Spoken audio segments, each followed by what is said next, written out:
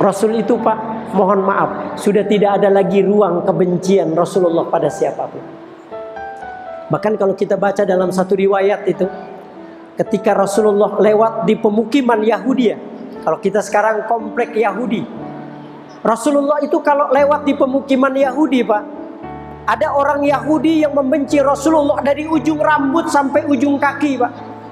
Setiap kali Rasulullah lewat di pemukiman Yahudi, Rasulullah itu dilempar Pak dengan kotoran onta, sehingga wajahnya berlumuran dengan kotoran onta.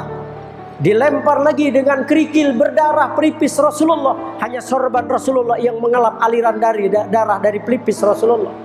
Belum lagi cacian, makian, hinaan yang ditunjukkan oleh mereka Yahudi kepada Rasulullah. Apa Rasulullah marah? Tidak. Ini akhlaknya Rasulullah. Rasul ngedoain, Allahumma hdi qaumi fa innahum la ya'lamun. Ya Allah, berikan hidayah kepada mereka karena mereka tidak tahu kalau aku ini utusanmu ya Allah. Setiap kali Rasulullah lewat, setiap kali Rasulullah itu diperlakukan sangat tidak manusiawi.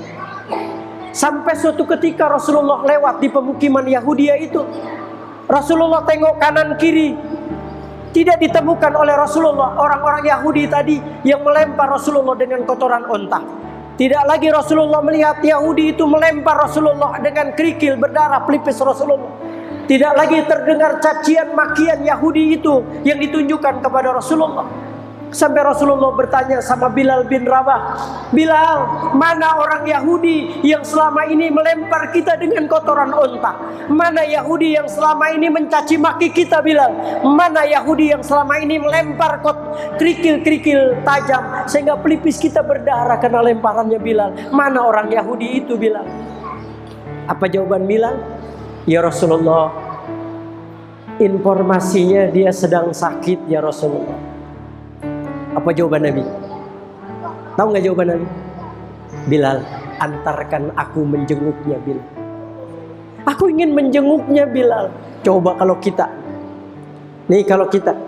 kalau saya lewat Pondok Pinang nih, dilempar saya sama Ustadz Firman, Ustadz Usman nih brengsek nih, dilempar saya sama kotoran kambing. Lewat dilempar lagi, besok lewat saya nggak lihat Ustadz Firman ngelempar lagi kotoran kambing. Saya tanya sama Ustadz Yani, Ustadz Firman kemana ya? Biasanya dia suka ngelempar kotoran kambing. Ya Allah Ustadz, udah 2 hari dia sakit. Apa jawabannya? Tahu nggak jawaban saya? Kata orang Betawi bilang Pak, nggak mau mampus. Rasulullah tidak Pak.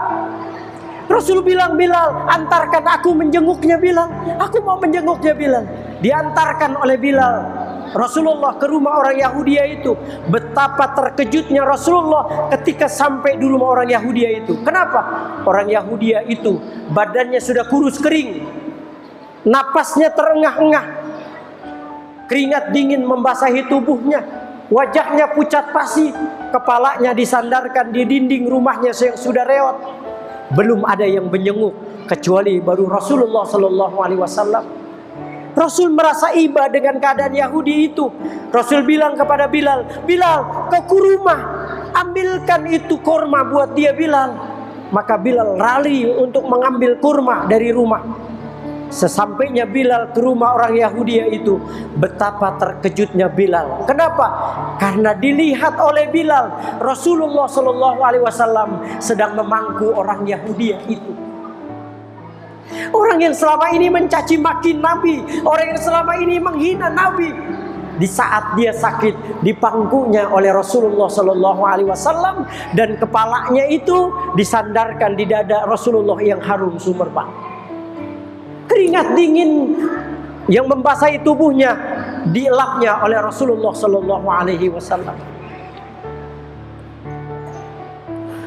Bilal sampai bilang begini, kafa ya Rasulullah, kafa ya Rasulullah, kafa ya Rasulullah, cukup ya Rasulullah, biar aku saja yang melakukannya, jangan engkau ya Rasulullah. Bilal sudah kebayang-bayang bagaimana Yahudi itu memperlakukan Rasulullah. Dilempar Rasulullah dengan kotoran onta, dilempar Rasulullah dengan kerikil sampai berdarah pelipis Rasulullah.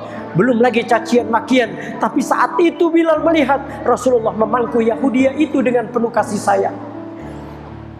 Kemudian Bilal bilang, sudah ya Rasulullah, aku saja yang melakukannya. Tidak Bilal, berikan kurma itu.